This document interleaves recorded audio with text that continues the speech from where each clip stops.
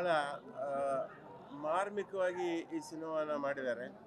ಇದರಲ್ಲಿ ಅರ್ಥವಾಗದೇ ಇರೋದು ಏನಿಲ್ಲ, ಎಲ್ಲ ಸ್ಪಷ್ಟವಾಗೇ ಇದೆ. ಏನು ನಡೀತಾ ಇದೆ ಈ ದೇಶದಲ್ಲಿ.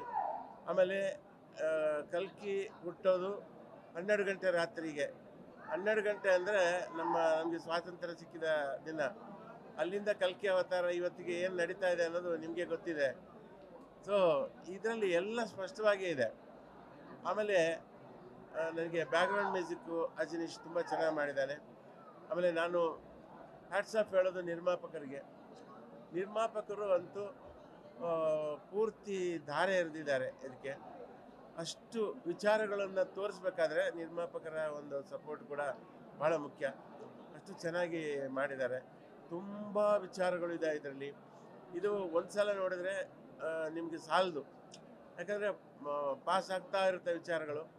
ಮತ್ತೆ ನೋಡಿದಾಗ ನಿಮಗೆ ತುಂಬ ವಿಷಯಗಳು ನಿಮಗೆ ಮನದಟ್ಟಾಗುತ್ತೆ. ಏನೇನು ನಡೀತಾ ಇದೆ ಪ್ರಪಂಚದಲ್ಲ, ಈ ನಮ್ಮ ದೇಶದಲ್ಲಿ ಏನೇನು ನಡೀತಾ ಇದೆ ಅದನ್ನು ಸ್ಪಷ್ಟವಾಗಿ ಉಪ್ಪಿ ಹೇಳಿದ್ದಾರೆ. ನಿಜಕ್ಕೂ ಉಪ್ಪಿಗೆ ಇಂಥ ಒಂದು ಯೋಚನೆಗಳು ಬಂದಿರೋದಕ್ಕೆ ನಾವು ಹೆಮ್ಮೆ ಪಡಬೇಕು. ಅಷ್ಟು ಚೆನ್ನಾಗಿ ತೆಗೆದಿದ್ದಾರೆ ಈ ಸಿನಿಮಾನ. ಹಾಗಾಗಿ ನಾನು ಈ ಸಿನಿಮಾಕ್ಕೆ, ನಿರ್ಮಾಪಕರಿಗೆ, ಉಪ್ಪಿಗೆ ಮತ್ತು ಇಡೀ ಟೀಮಿಗೆ ಆಲ್ ದಿ ಬೆಸ್ಟ್ ಹೇಳ್ತೀನಿ. Good luck. ಬಹಳ ಮಾರ್ಮಿಕವಾಗಿ ಈ ಸಿನಿಮಾನ ಮಾಡಿದ್ದಾರೆ. ಇದರಲ್ಲಿ ಅರ್ಥವಾಗದೇ ಇರೋದು ಏನಿಲ್ಲ, ಎಲ್ಲ ಸ್ಪಷ್ಟವಾಗೇ ಇದೆ.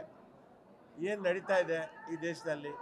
ಆಮೇಲೆ ಕಲ್ಕಿ ಹುಟ್ಟೋದು 12 ಗಂಟೆ ರಾತ್ರಿಗೆ. 12 ಗಂಟೆ ಅಂದರೆ ನಮಗೆ ಸ್ವಾತಂತ್ರ್ಯ ಸಿಕ್ಕಿದ ದಿನ. ಅಲ್ಲಿಂದ ಕಲ್ಕಿ ಅವತಾರ ಇವತ್ತಿಗೆ ಏನು ನಡೀತಾ ಇದೆ ಅನ್ನೋದು ನಿಮಗೆ ಗೊತ್ತಿದೆ. ಸೊ ಇದರಲ್ಲಿ ಎಲ್ಲ ಸ್ಪಷ್ಟವಾಗೇ ಇದೆ.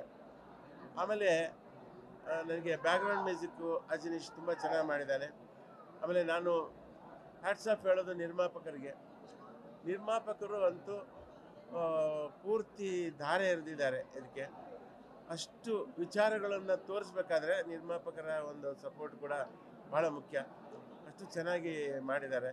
ತುಂಬ ವಿಚಾರಗಳಿದೆ ಇದರಲ್ಲಿ. ಇದು ಒಂದು ಸಲ ನೋಡಿದ್ರೆ ನಿಮಗೆ ಸಾಲದು.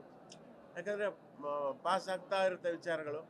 ಮತ್ತೆ ನೋಡಿದಾಗ ನಿಮಗೆ ತುಂಬ ವಿಷಯಗಳು ನಿಮಗೆ ಮನದಟ್ಟಾಗುತ್ತೆ.